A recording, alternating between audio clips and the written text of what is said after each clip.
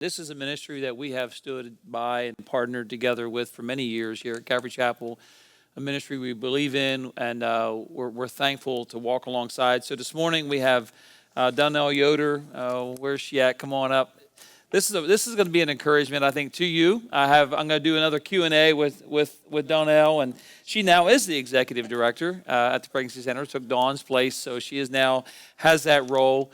And if you haven't been there or you don't know where it is, just up here on East 3rd Street, just up as you go up the hill out of town, just going out of town on the right, their facility, it is a beautiful facility, a nice welcoming place. You might want to just pop in there and say hello. And we're hoping that after today, some of you may want to volunteer or possibly even come on staff there. There are some opportunities for you to do that. So prayerfully consider that as we hear this morning, as you hear the ministry. Where will your part be in the ministry at the Pregnancy Support Center? So you want to introduce yourself a little bit and say hello before I ask you a few questions? Let me get that for you. So we can get this turned on. Get this one here turned on. What'd you do, Jacob? You getting us back for something? There we go. All yours. Good morning, church. I am Donnell Yoder. I became the executive director in mid-December, so I'm still fresh and new and green, yet I've been with the ministry for 9 years. Yesterday was my 9th anniversary. So, yay. I have served in every single role, fun fact, every single role at the Pregnancy Support Center except for nurse. But every other role, I've been there. That's great. That's great. So when you volunteer at the Pregnancy Support Center, you never know where you may end up, That's right? So you just get started. So, Donnell, let's start with something a little more personal. We heard a wonderful video there on the overall vision and ministry of the Pregnancy Support Center. But what do you personally enjoy most about serving with PSC? Yeah, I would say personally, a little bit of a background, that song we sang at the end, about Jesus' love. My story, my personal story, is one of redeeming love. And my husband and I both came to the Lord at the same time. We already had children. We had 2 of our 3 at that time. We were adults. We were 23. And so from that point on, we were just growing at the same time and just passionate because as our lives were changed by Jesus Christ, we wanted other people to know. And that took us all over the world. We spent 10 years in South Asia. We raised our children there, and we come back. And we were almost empty nesters, not quite, but almost. And I thought, well, I kind of need to get a job, Been working on the mission field, and I thought, I want somewhere that I can freely share the gospel, not like behind closed doors sneaking it, but I want to be with the lost. I was passionate about being with the lost. And so that is part of what brought me to the Pregnancy Support Center as a volunteer and then as a staff member. But obviously choosing Jesus Christ was the number one best decision in my life at 23 years old. But almost 6 years previous, my husband and I had made a decision that changed our lives. And that was a choice for life. I was 17, he was 18. We were not married. It was life-changing. It was terrifying. And when we were offered the options by a family member, when we sat down, he said, "You're not going to kill my baby." He stood up. And so right now in this ministry, that is what fuels me. And I'm so excited that this year our men's program is really, really taking off. It's really taking off because I know the impact that could make. And I know the redeeming love of our Savior Jesus Christ and the transforming power that he gives to take a pregnant 17-year-old to where I am today with all 3 children, married, walking with the Lord. My husband's a pastor. executive director of a pregnancy center. Crazy. But that's what Jesus can do. And that's why I'm passionate about this ministry, because we don't just offer help, but we offer hope in Jesus. Sherry and I were invited to the Pregnancy Support Center does a pastor's luncheon once a year. And so we went to that back a few months ago, last fall, I guess it was. And Donnell shared some of her story. And I'm telling you, this woman believes in the ministry and the work that God is doing there. And it's exciting to hear that. It was inspiring. But so I know we heard a few stories, Donnell, on the video, but is there any personal story you'd like to share about someone that you have ministered to, or your staff, the volunteers there? And like, just give the people here a taste of what they might be signing up for if they volunteer. Yeah, sure. All of our staff stays involved firsthand in the ministry, where we are meeting with clients as well. Volunteers, for the most part, do that, but all of our staff also as well. And so I recently had an opportunity to meet with a young man and a young woman who were experiencing an unexpected, unplanned pregnancy. They were young. This was going to completely, or not was going to, it had completely changed their lives. They didn't know what decision they were going to make. And so we have male advocates, volunteers, a male who will come in and meet with dads. When the women come in for ultrasound, the women go in one room, the man or whoever accompanies goes in the next. And the reason for that is so that when she's sharing her health history, it's confidential, and she can share other confidential things as well. But it also gives us a chance to engage with that dad.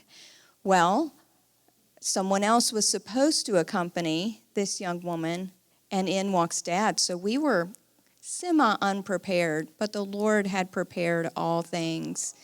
And so I got the joy and honor of meeting with both of them, and he responded like almost all men do. We have a decision guide. It's called the Ottawa Decision Guide. It's from a hospital in Ottawa, Canada. It's very generic. Just walks them through the decision they're making and helps them assess their support networks, helps them assess where they have some gaps in knowledge, whether it be about adoption, abortion, or parenting, and we can fill in those gaps for them. But I asked him, "What do you want?" And he answered, like almost every man before him, exactly what the culture has trained him to say.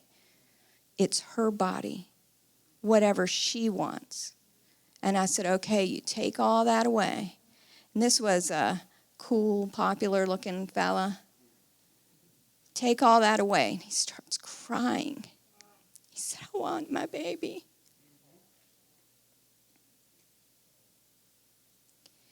And so we meet with her, and we get together, and we go to the ultrasound room, and praise the Lord, beautiful scan, beautiful scan. Mom breaks down crying in the midst. And so I knew when we went back to the room, I just knew, no, I'm going to choose life. But she just said, I'm undecided. I still don't know what to do. And she said what almost every woman says, I don't want to make this decision alone. Why is it all on me? I didn't get myself here. Why is it all on me? Why are my parents saying they'll support me in whatever I do? What does that mean? What if I choose something that they don't want? It affects their life too. Why are they not telling me what they want? I don't feel supported. Thankfully, we were able to provide this young couple some space to talk with one another, to talk through things. I say that thankfully because we have a confidential, quiet, warm, and welcoming place where they can stop the outside noise and just focus on the issues at hand. I still don't know what choice they've made. This is very recent, and they'll be followed up on this week. So I would really, really appreciate prayers for God to not only save this baby, but transform these lives just like my husband and I. It's possible. God can do it. God can do it. Well, thank you for sharing that. So over the last number of years, there's a few opportunities that we've been specifically able to come alongside Donnell and the staff there. And part one of it is their fundraiser banquet. It's a wonderful gathering, probably, I don't know how many hundred, 400 or 500 probably, people gather together for a gathering, and you hear a little bit more of a vision of the ministry, like expanded version of what we have here tonight. And then there's a time to support financially. And so as a church, we've been involved in that. We go to the banquet. We go to the banquet planning. Isaac Pepin and Jess will be going to that planning coming up here in the next week or two. And then, Donnell, why don't you tell us a little bit about the banquet? And by the way, if you would like to go to that, find Isaac and Jess after the service today or the next couple weeks, and they'll help get you signed up. We reserved, I think, 2 tables. A table is like of 8, right? That's correct. So we reserved like 2 tables so we can take you, or you and your spouse, or if you want to come alone, we can take you, and you'll be able to gather and hear more from the team. But tell us a little bit about the banquet, or maybe any other upcoming events where we can come alongside and be a support and maybe even financially help individually. Yeah, so I love events. I love events, and I love seeing our supporters face to face. We do have a capacity there at Longwood of 320. This is going to be the year that we max it out. This is going to be the year, because in the past we've gotten close, but we haven't quite gotten there. And so this is going to be the year that it's going to be maxed out. And it's really, it's a celebration, because you get to hear all that's going on in the ministry, and it's very fast-paced. And this year the theme is facing our giants. And you know what? There's some big giants this year, and we know what they are. And as I'm talking about life and our culture and things like that, and the involvement of dads, but it's really a celebration. We feel like David, because you all have equipped us. You all have prayed for this ministry. You all have given to keep the doors open, to keep things going. When I got into this role, I came in like mid-November as like interim, and our treasurer says, "Oh, by the way, we have an over $40,000 deficit." And I said, "What?" "Oh, that's me." "Okay, that's me now." And so I've worked with our supporters before. And so we sent out letters to you all. We sent out letters to our supporters, and we came within $1,500 before the end of the year. And so that letter was sent out about, I think it was the 10th of December, and by the time the books were closed that year. So you all make it possible. And without those financial gifts, we couldn't do what we do. Medical services are expensive.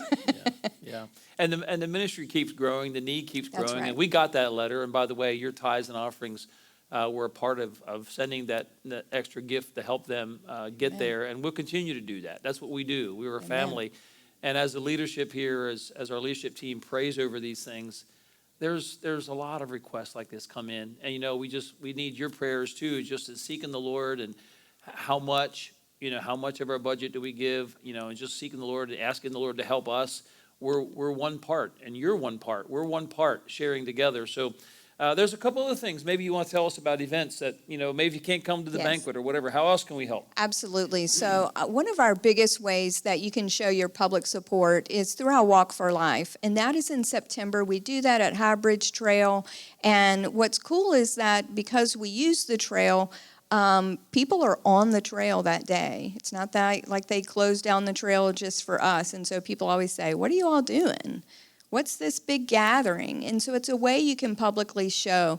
You can also go to our other locations. We have 4 offices, satellite offices, 5 offices total. So you know about Farmville, but we also have Amelia, Appomattox, Buckingham, and Charlotte County. We also just opened up a boutique where moms and dads can come and shop in Cumberland, and we hope to open up 2 more in Nottoway and Lunenburg, so that our entire service area is covered. But we also have a baby bottle fundraiser, and that is where churches, but other groups can do it as well, whether it's a scouting troop or a homeschool group.